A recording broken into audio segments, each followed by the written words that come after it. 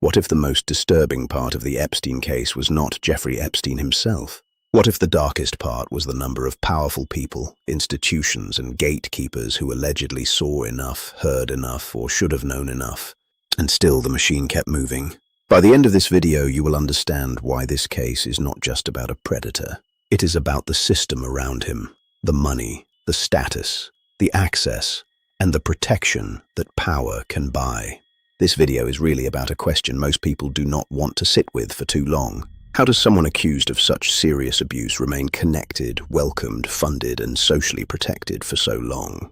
This is where the story stops being a crime story and becomes a story about power. Because the Epstein case appears to reveal a world where wealth and influence do not just open doors, they can also soften scrutiny, delay consequences, and make ordinary rules feel optional. And if that is true, then this case is not only about what happened, it is about who benefited from not looking too closely.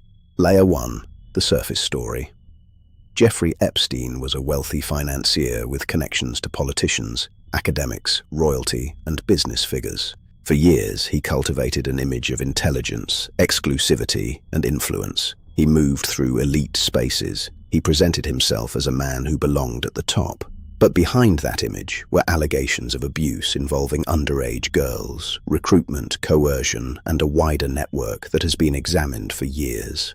In 2008, Epstein reached a controversial non-prosecution agreement, pleaded guilty to state charges, served a sentence critics saw as lenient.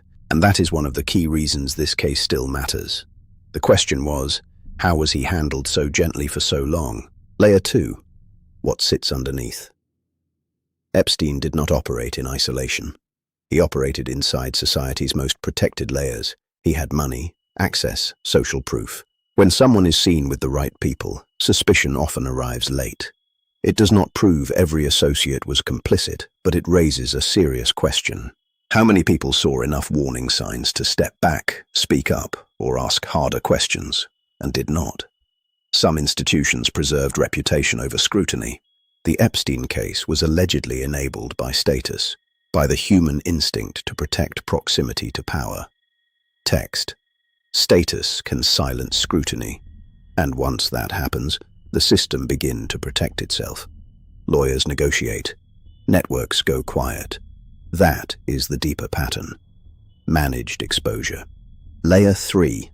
The darker meaning. It reveals a divide between ordinary people and a protected class that lives inside a different reality. In that reality, reputation can function like armor. Wealth can buy time. Institutions can become less interested in truth than in containment. Dangerous people can hide inside respectability. Evil rarely introduces itself honestly. It arrives with references, invitations, and institutional friends. That is why cases like this matter. They show how power can distort judgment, how elite circles may reward silence. Text. Evil rarely introduces itself honestly. Verdict. Jeffrey Epstein was not just a criminal figure. He appears to have been the product of an environment where money and access reduced friction. Moral clarity requires honesty.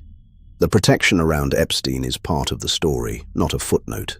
The warning is about systems that choose delay over confrontation. So here is the question.